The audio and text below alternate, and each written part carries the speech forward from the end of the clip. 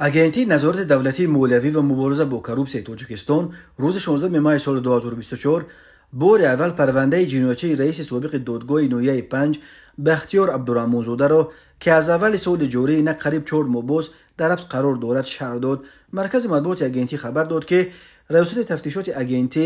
тафтиши пешакии парвандаи ҷиноятӣ нисбат ба собиқ раиси суди ноҳияи 5 вилояти Хатлон Абдураҳмонзодаро ба итмом расонидааст. дар рафти тафтиши пешакии парвандаи ҷиноятӣ муайян карда шуд ки Абдураҳмонзода ҳамчун шахси мансабдори давлатӣ ба ҳисоб рафта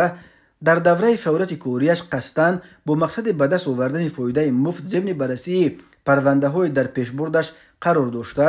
барои татбиқи ҷазоҳои нисбатан сабук ба судшавандагон ва ба манфиати онҳо ҳал кардани натиҷаи судӣ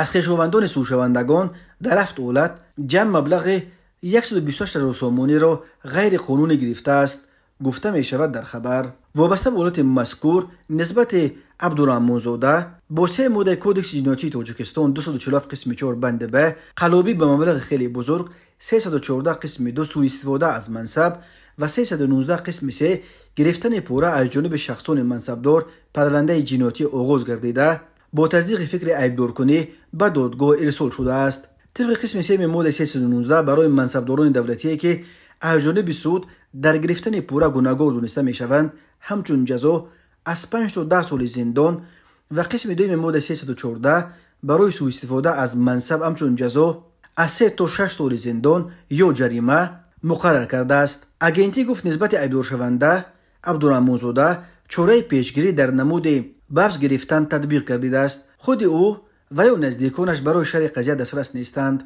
قبلا خبر اومده بود که دادگاه عالی تاجیکستان الکی به بررسی پرونده جنایتی رئیس سابق سود نوحه 5 عبدالرحمن‌زاده بختیار آغاز کرده است. یادآور میشویم که رئیس مکنون سابق دادگاه نوحه 5 بختیار عبدالرحمن‌زاده روز 25 ینور سال روان از جانب کارمندان ریاست اگنتی نظارت دولتی مالیوی و مبارزه با کروپسیا در ولایت ختلان بازداشت شده بود. پرزیدنت تاجیکستان امامعلی رحمان روز 30 ینور سال 2024 عبدالرحمن‌زاده را بنا به صادر نمودن کرداری که شأن و اعتبار سودیه را پست میزند از وظیفه آزاد کرد. این عبارت در فرمانهای پرزیدنت معمولا وقتی استفاده می شود که سودیه ها برای یگان عمل کروپسیونی اساساً برای گرفتن پاره به دست افتاده باشند.